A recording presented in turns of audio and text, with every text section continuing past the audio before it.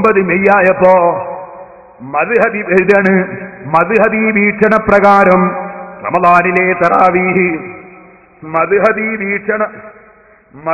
വീക്ഷണ പ്രകാരം റമദാനിലെ തറാവീഹ് നമസ്കാരം 20 റക്അത്ത് നമസ്കരിക്കണമെന്നായിരുന്നു മഹല്ല് വാസികളുടെ അഭിപ്രായം.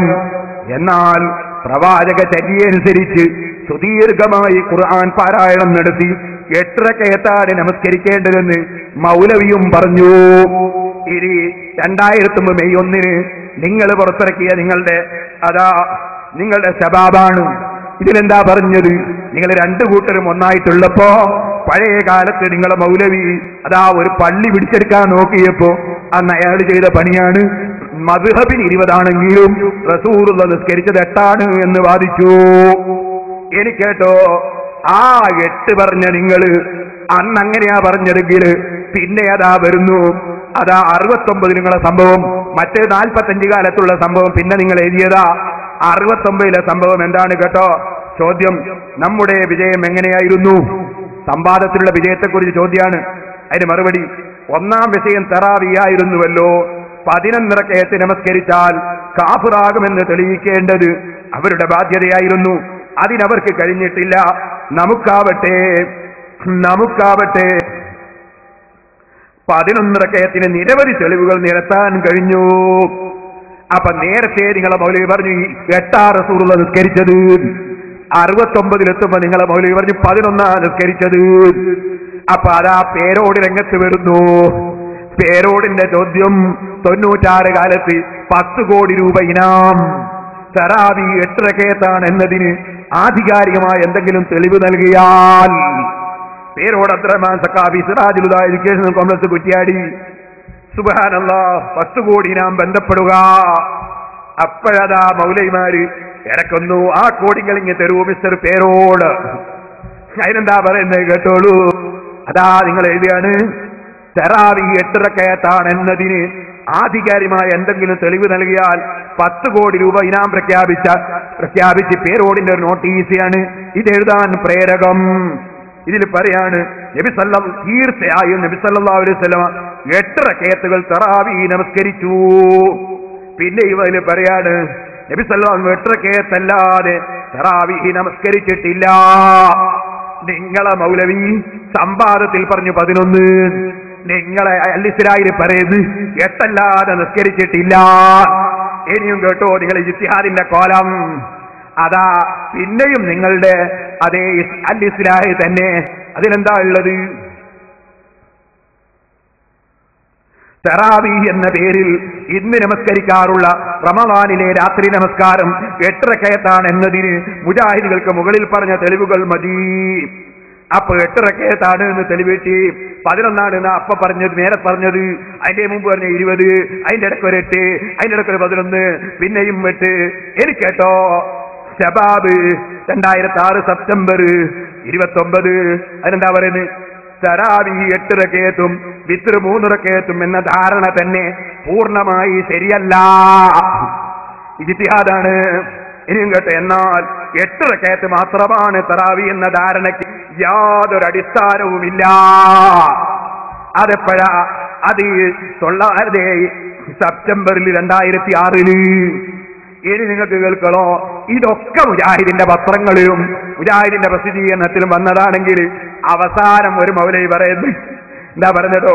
കേരളത്തിലെ ഇസ്ലാഹികളെ കുറിച്ച് അവർ 8 റക്അത്തുകാരാണെന്ന വാദം നുണപ്രചരണമാണെന്നു ഇവിടെ പ്രത്യേകം ഉണർത്തുന്നു. സുബ്ഹാനല്ലാഹ്. ഇനിയും കേട്ടോ നമ്മളെ സെലഫി, ഈ നാളാവരുത്ത് വരുന്ന സെലഫി, അയാൾ പ്രസിദ്ധീകരിക്കുന്ന ഒരു സാധനം റമദാൻ ആശംസ, ഇന്ത്യൻ ഇസ്ലാഹി സെന്റർ ഷാർജ. അതിലെന്താ പറയുന്നത് കേട്ടോ? എന്നാൽ 11 റക്അത്തിലും അധികമായാലും കുറ്റമൊന്നുമില്ല. 11 റക്അത്തിലും അധികമായാലും കുറ്റമൊന്നുമില്ല. പക്ഷെ എണ്ണം 11 ആണെന്നോ അതിലും കൂടുതലാണെന്നോ കുറവാണെന്നോ ഒന്നും ക്ലിപ്തപ്പെടുത്തി പറഞ്ഞിട്ടുമില്ല.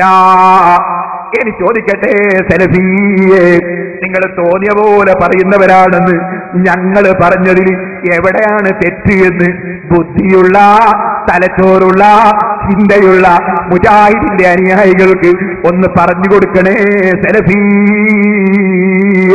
ഇമാമിങ്ങളെ വിട്ടിട്ട് നിങ്ങളെയല്ലേ ഞങ്ങൾ സ്വീകരിക്കേണ്ടത്?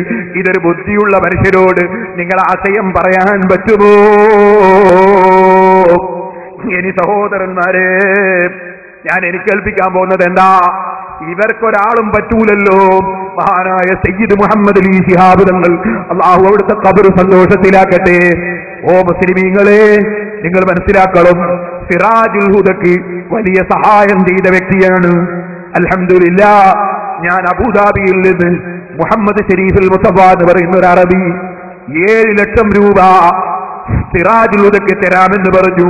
അതേ നിബന്ധന വെച്ചു, സയ്യിദ് മുഹമ്മദ് അലി ശിഹാബ് തങ്ങളെ കത്ത് വേണം. എപ്പോഴാണ്? ഏകദേശം ഒരു 15ഓളം കൊല്ലങ്ങൾക്ക് മുമ്പാണ്.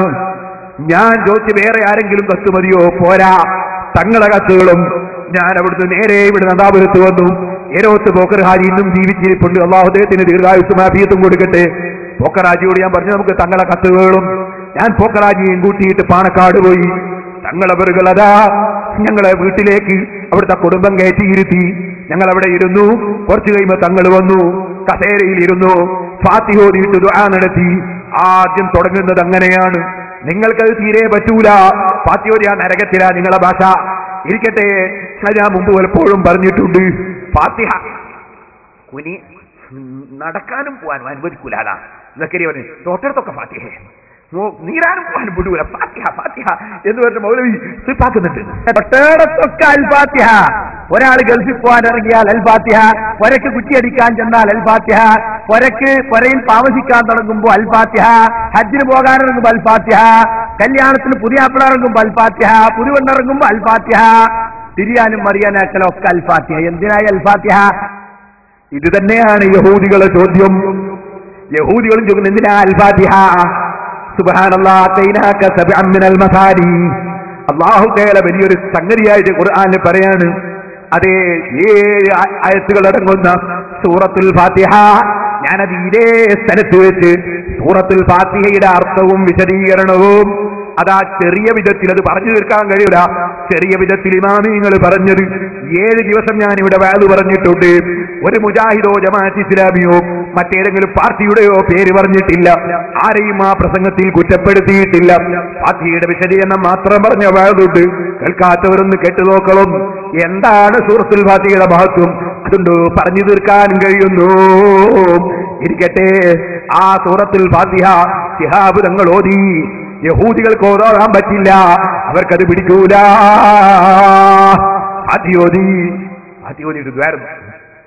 ഫാത്തിഹോദിയിട്ടുള്ളത് ആ ഉത്തരമാണ്.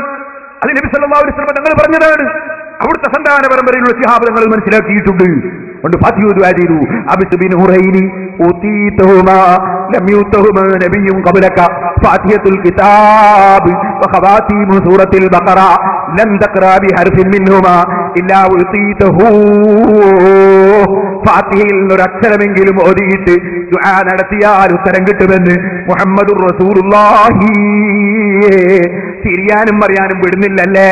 ഫാത്തിഹ ഓതിക്കളിയൊന്നും അല്ലേ? റസൂലുള്ളാഹിന്റെ ശത്രുക്കളെ, ഹദീസിന്റെ വിരോധികളെ, ഫാത്തിഹയുടെ വിരോധികളെ, നിങ്ങൾ മതം പറയണ്ട. ഞങ്ങളെ മതം നിങ്ങൾ പറയണ്ട. ഞങ്ങളെ മതം അതാ മുസ്ലിമീങ്ങൾ, അതാ മുഅ്മിനീങ്ങൾ പറഞ്ഞോളും, തങ്ങന്മാരും അലിമീങ്ങളും പറഞ്ഞോളും, മൗലവിമാര് പറയണ്ട. ശരി, ഞാൻ പറയട്ടെ സഹോദരന്മാരെ, ആ ഫാത്തിഹ തങ്ങൾ ഓതി. എന്നിട്ട് വിളിപ്പിച്ചു. ബഹുമാനപ്പെട്ട തങ്ങൾ പോക്കറാജിയെ വിളിച്ചു. ശേഷം എന്നെയും വിളിച്ചു. എന്താ വന്നത്? ഞാൻ പറഞ്ഞു, സിറാജുൽ ഹുദക്ക് തങ്ങളൊരു കത്ത് തരണം. ഞാൻ സുന്നത്ത് ജമാഅത്തിന് സ്ഥാപനമില്ലാത്ത സ്ഥലത്ത് പോയി സ്ഥാപനം നിർമ്മിച്ചതാണ്. വലിയൊരു തങ്ങളുടെ മഖ്ബറ അവിടെ പൊളിച്ചു കളഞ്ഞതാണ്. നമ്മളെ പള്ളി പച്ചയായി പിടിച്ചെടുത്തതാണ് കുറ്റിയാടിയിൽ. അവിടെ ഞാൻ സുന്നത്ത് ജമാഅത്തിന് ഓലശെഡ് കെട്ടി സ്ഥാപനം തുടങ്ങി പ്രവർത്തിക്കുന്നുണ്ട്. അതിന് ഒരാൾ 7 ലക്ഷം രൂപ തരാമെന്ന് പറഞ്ഞിട്ടുണ്ട്.